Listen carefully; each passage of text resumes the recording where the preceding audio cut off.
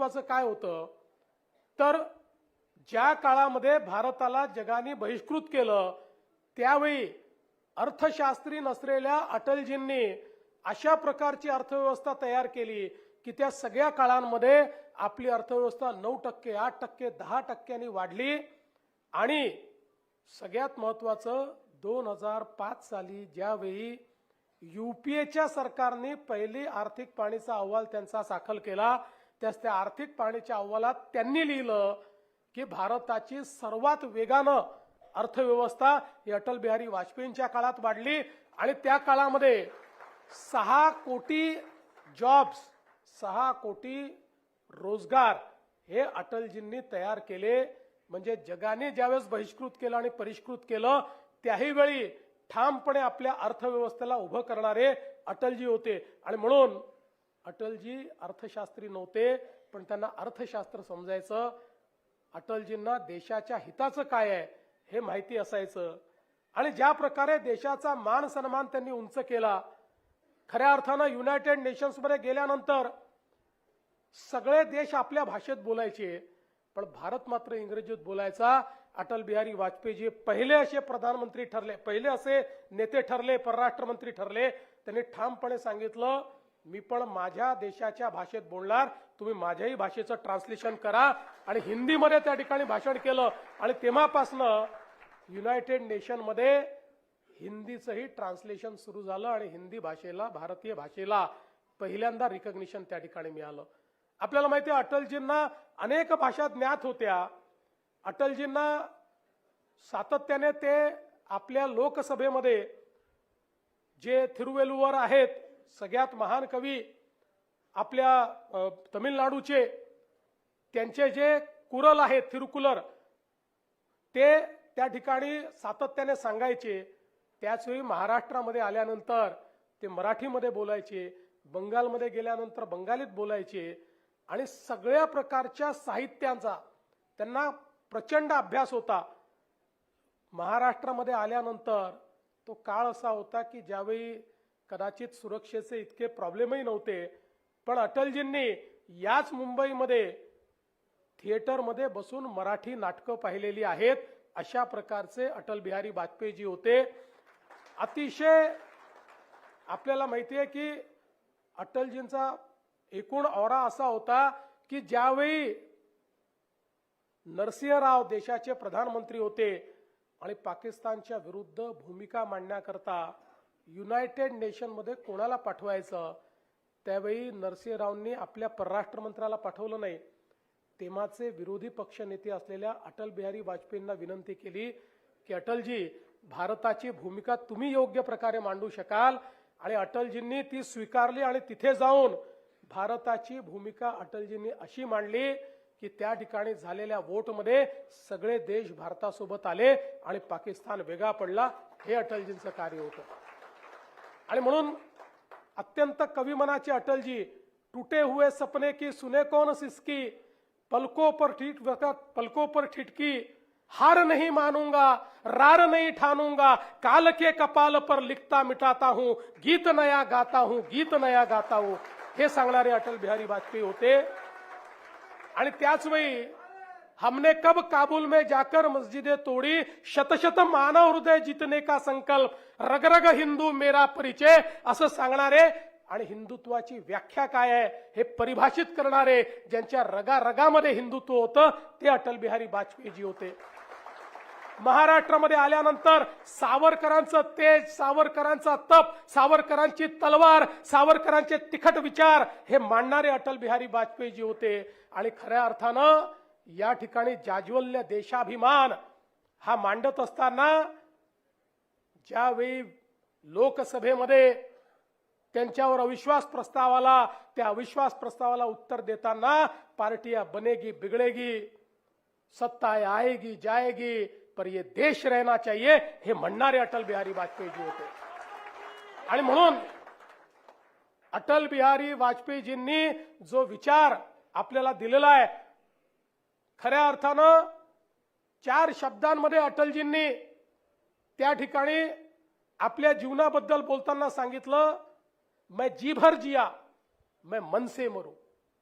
मैं जी भर जिया मैं मन से मरू, लौट कर वापिस आऊंगा कूच से क्यों डरू. अशा प्रकारे अटलजींनी सांगितलं, मी हिंदू आहे, मी परत तर येणारच आहे, ते मरण्याची भीती मला नाही आहे, मी परत येणार आहे सांगणारे अटलजी होते. आणि म्हणून असे आपले नेते अटल बिहारी वाजपेयी, ज्यांनी खऱ्या अर्थानं हा देश घडवलेला आहे. आणि आज त्यांचे विचार, त्यांनी ठेवलेला हा जो काही एक नीवचा पत्थर आहे, तो ज्या प्रकारे देशाचे प्रधानमंत्री मोदीजींनी पुढे नेलेला आहे. आज भारताला जगातला एक प्रमुख देश म्हणून मोदीजींनी स्थापित केलेला आहे. आणि आज आपण पाहू शकतो, जगाची कल्पना आता भारताविना होत नाही. जे आपापसात भांडतात तेही सांगतात भारताने मध्यस्थी करावी, इथपर्यंत भारताला आता आपल्या मोदीजींनी पोहोचवलेला आहे. आणि म्हणून आजच्या या दिनाच्या निमित्ताने केवळ अटलजींची आठवण करून चालणार नाही, तर अटलजींनी जो मार्ग दाखवलेला आहे, अटलजींनी जे विचार आपल्याला दिलेले आहेत, अटलजींनी जी दृढता आपल्याला दिलेली आहे, जो देशाभिमान आपल्याला दिलेला आहे, जो राष्ट्रवाद आपल्याला दिलेला आहे, त्याच्यावर चालत आपल्याला पुढे जायचं आहे. मगाशी राजेशनी सांगितलं की कशा प्रकारे याच मुंबईमध्ये अटलजींनी आपल्याला सांगितलं होतं, अंधेरा छटेगा सूरज निकलेगा कमल खिलेगा. आणि ते सत्य करून दाखवलं. ज्या भारतीय जनता पक्षाचे केवळ 2 खासदार निवडून आले होते, तो भारतीय जनता पक्ष कधी थांबला नाही. आणि त्यानंतर 1989 मध्ये 2 वर्ण 87 आणि त्यानंतर आपण त्या ठिकाणी 1996 मध्ये सत्तेमध्ये आलो. ही जी काही दृढता होती, ही जी काही विचारांची प्रतिबद्धता होती, मला असं वाटतं अटलजींना त्याबद्दल आपण ओळखलं पाहिजे. आणि म्हणून खरं तर आमची आता ही इच्छा आहे, याच मुंबईमध्ये अटलजींनी भारतीय जनता पक्षाचा जन्म या ठिकाणी घातलेला आहे. अटलजींच्या नेतृत्वात भारतीय जनता पक्ष जन्माला आलेला आहे.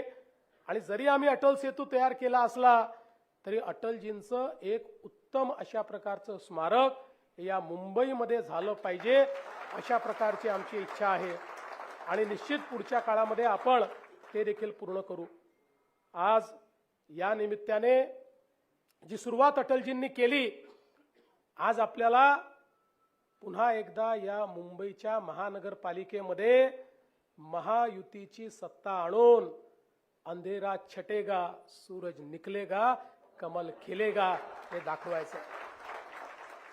आम्ही कोणाला महापौर बनवण्याकरता या ठिकाणी ही लढाई लढत नाहीये. एखादा महापौर बनला नाही बनला याने काही फरक पडत नाही. आमची लढाई ही मुंबईकरांची लढाई आहे.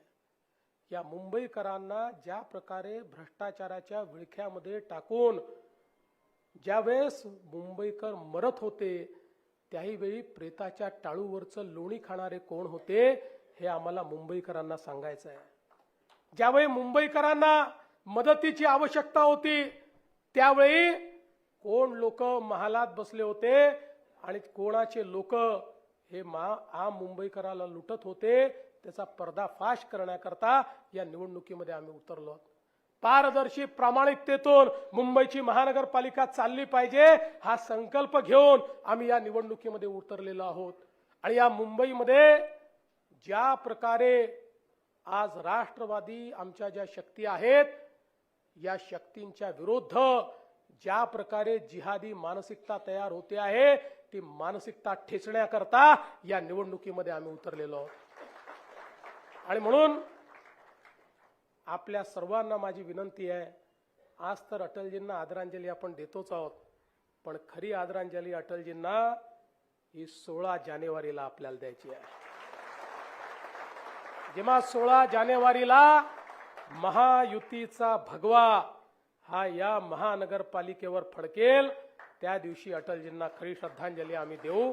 आणि त्याकरता आपल्या सर्वांना माझी विनंती आहे, निवडणुका आहेत, निवडणुकांमध्ये 227 जागा आहेत. आपला मित्रपक्ष शिवसेना आहे, आपण महायुती करणार आहोत. काही जागा ते लढतील, काही जागा आपण लढू. अनेकांच्या इच्छा असू शकतात, आकांक्षा असू शकतात, अपेक्षा असू शकतात.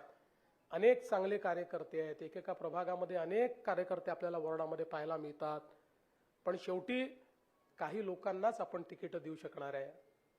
पण आज हा संकल्प करण्याची आवश्यकता आहे की तिकीट मिळेल चाहे नाही मिळेल, आम्हाला अटलजींचं स्वप्न पूर्ण करण्याकरता मैदानात उतरायचं आहे. आम्ही या ठिकाणी केवळ सत्तेकरता नाही, मला काय मिळेल याकरता नाही, केवळ मी बनलो पाहिजे याकरता नाही, त्या असंख्य कार्यकर्त्यांनी ज्यांनी बलिदान केलं, ज्यांना जीवनामध्ये काहीच मिळालं नाही, आणि आजही असे असंख्य कार्यकर्ते आहेत की जे कुठल्याच अपेक्षेने काम करत नाही, जे हे जाणून आहेत की मला जीवनात काहीच मिळणार नाही, कुठलं पद मिळणार नाही, प्रतिष्ठा मिळणार नाही, तरी तो जो माझा बूथचा कार्यकर्ता आहे, जो पद प्रतिष्ठेबिना काम करतो, त्याच्याकडनं प्रेरणा घेऊन या निवडणुकीमध्ये आपल्याला उतरायचं आहे.